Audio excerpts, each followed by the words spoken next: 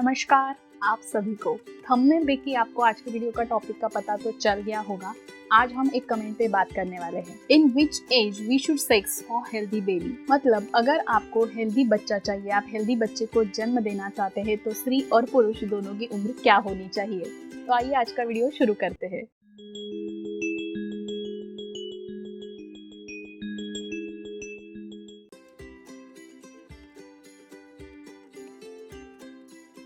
नमस्कार, मेरा नाम डॉक्टर मृणालिनी मनोज है। I am an embryologist. Test baby बनाना मेरा काम है। I am also an certified गर्भ संस्कार कोच और इस क्षेत्र में मैं पिछले 5 साल से काम कर रही हूँ। बेसिकली प्रेगनेंसी और प्रेगनेंसी से जुड़ी हुई कई सारी बातें ये हमारे चैनल की खासियत है और इसी से जुड़े हुए इन्फॉर्मेटिव वीडियो हम हमेशा आपके साथ शेयर करते हैं। आइए आज का वीडियो शुरू करते हैं। तो जैसे कपल की उम्र क्या होनी चाहिए, हस्बैंड की उम्र क्या होनी चाहिए और वाइफ की उम्र क्या होनी चाहिए। बच्चा होने के लिए उम्र कौन सी सही है, ये बात जानने से पहले हम इंडिया में लीगली शादी के लिए कौन सी उम्र तय की गई है इस बात को पहले जानते हैं। जैसे कि सब लोग जानते हैं कि फीमेल्स में 18 साल की उम्र और मेल्स को 21 साल की उम्र, यानी स्त्री की 18 साल की उम्र और पुरुष की 21 साल की उम्र कंप्लीट होना जरूरी होती है शादी के लिए। अभी हाल ही में कुछ महीनों पहले ये बात सामने आई थी कि फीमेल्स की एज, स्त्री की एज शादी के लिए 18 साल से बढ़ाकर 21 साल कर देनी चाहिए। लेकिन हम आपके साथ कुछ बात शेयर करना चाहते हैं। On Independence Day last year, PM Modi had said the government could relook at the age of marriage for women and in its bid to fight malnutrition. We have formed a committee to ensure that daughters are no longer suffering for malnutrition and they are married off at the right age. As soon as the report is submitted, appropriate decisions will be taken out about the age of marriage of daughters, he had said. मतलब लड़कियों की शादी की उम्र 18 साल से बढ़कर 21 साल तक हो सकती है, लेकिन उसके पहले पूरे इंडिया में सारे स्टेट्स में कुछ रिसर्च किए जाएगा और उसके बाद उसका जो डिसीजन आएगा, उसका जो रिपोर्ट आएगा उस रिसर्च का, उस आधार पर अप्रोप्रिएट डिसीजन लिया जाएगा। अच्छे से डिसीजन लिया जाएगा कि रिपोर्ट क्या आ रहा है। एक ही रात में इतना बड़ा डिसीजन ओवरनाइट नहीं लिया जा सकता है, ऐसा गवर्नमेंट ने कहा है। ये उम्र बढ़ाने की बात क्यों आई है, तो गवर्नमेंट ने कहा है कि लड़कियों का माल न्यूट्रिशन ना हो, मतलब उनको सही पोषण मिले, उनकी शरीर की अच्छे से तैयारी हो और उसी के बाद उनकी शादी हो। क्योंकि शादी के बाद बच्चे को जन्म देने के लिए स्त्री के शरीर की तैयारी होना बहुत जरूरी होता है। अगर स्त्री का शरीर अच्छे तरीके से तैयार नहीं होगा तो वो एक स्वस्थ बच्चे को कैसे जन्म दे सकती है। तो ये एज बार 18 से 21 होगा या कब होगा, इस बात को अभी साइड में रखते हैं। अभी फिलहाल जो 18 साल की उम्र कही गई है शादी को, उसको फोकस करते हुए हम इस बात को आगे बढ़ाते हैं कि महिलाओं की उम्र शादी के लिए 18 साल कंप्लीट होनी चाहिए।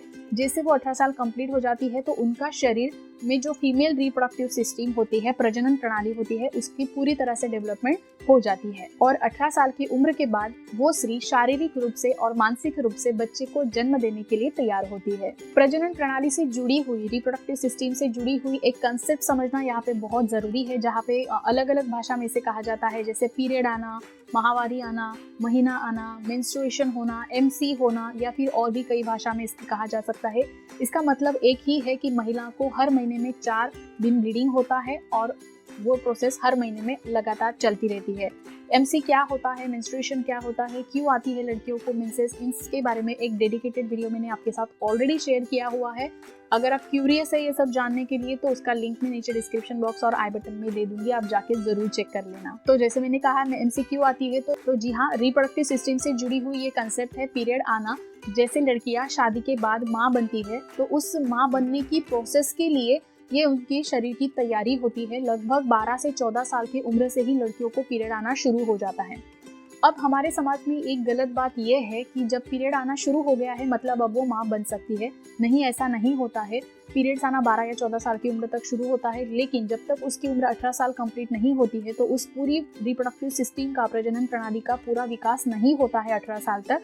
जब वो 18 साल की हो जाती है तो उसके शरीर के सारे ऑर्गन्स, पार्ट जो होते हैं, जैसे कि अंडाशय यानी ओवरी, बीजवाहक नलिका यानी फैलोपियन ट्यूब्स, या फिर गर्भाशय, बच्चेदानी जिसे कहते हैं कई लोग, यूटरस, ये सारे पार्ट्स अच्छे से डेवलप हो जाते हैं और उनकी डेवलपमेंट पूरी तरह से प्रॉपरली हो जाती है और ऐसा माना जाता है कि अब वो लड़की शादी के बाद एक स्वस्थ बच्चे को जन्म दे सकती है। लगभग 30 से 35 साल की उम्र हो जाए तब तक एक महिला अपने संतान को जन्म दे सकती है।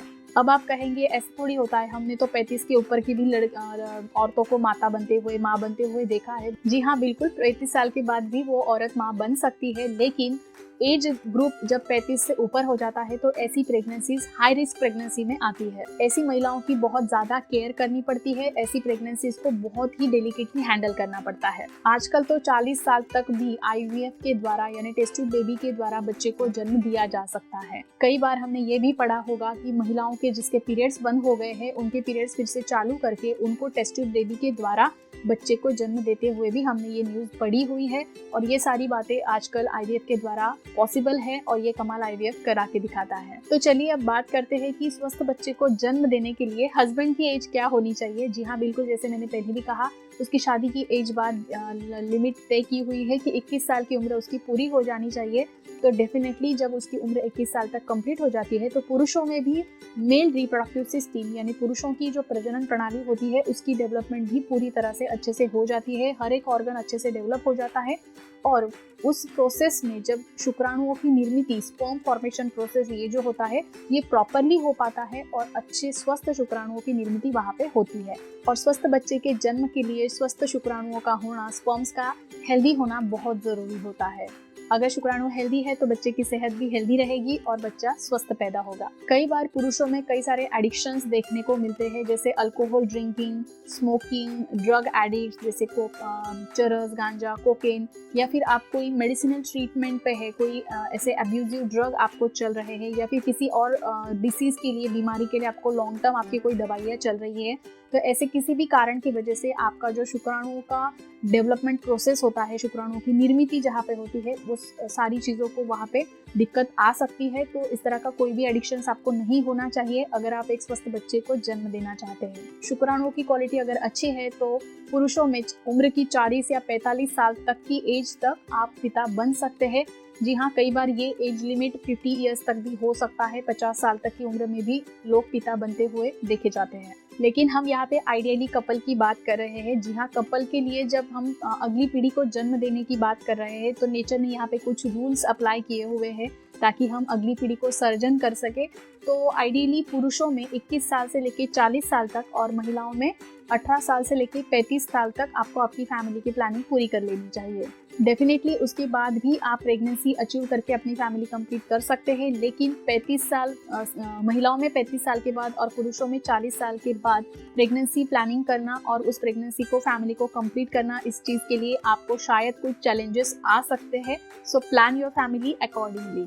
आई होप आपको आज का वीडियो इन्फॉर्मेटिव लगा होगा। अगर आपका कोई भी सवाल है इससे जुड़ा हुआ जो आपके दिमाग में आपको तंग कर रहा है तो कमेंट सेक्शन में ज़रूर लिखिएगा और उसके जवाब आपको ज़रूर मिल जाएंगे। अगर आप हमारे चैनल पर नए हैं, मुझे पहली बार देख रहे हो और अभी तक आपने चैनल को सब्सक्राइब नहीं किया है तो चैनल को सब्सक्राइब करो, बेल आइकन पे क्लिक करो, वहाँ पे ऑल नोटिफिकेशंस पे क्लिक ज़रूर करना ताकि जब भी हम हमारा नया इन्फॉर्मेटिव वीडियो अपलोड करेंगे उसका सबसे पहला नोटिफिकेशन आपको मिल जाएगा। तो चलिए मिलते हैं हमारे अगले वीडियो में एक नए टॉपिक के साथ। तब तक के लिए अपना ख्याल रखिए, स्वस्थ रहिए और हमेशा हमारे साथ जुड़े रहिए, बिकॉज हेल्थ इज हियर। नमस्कार।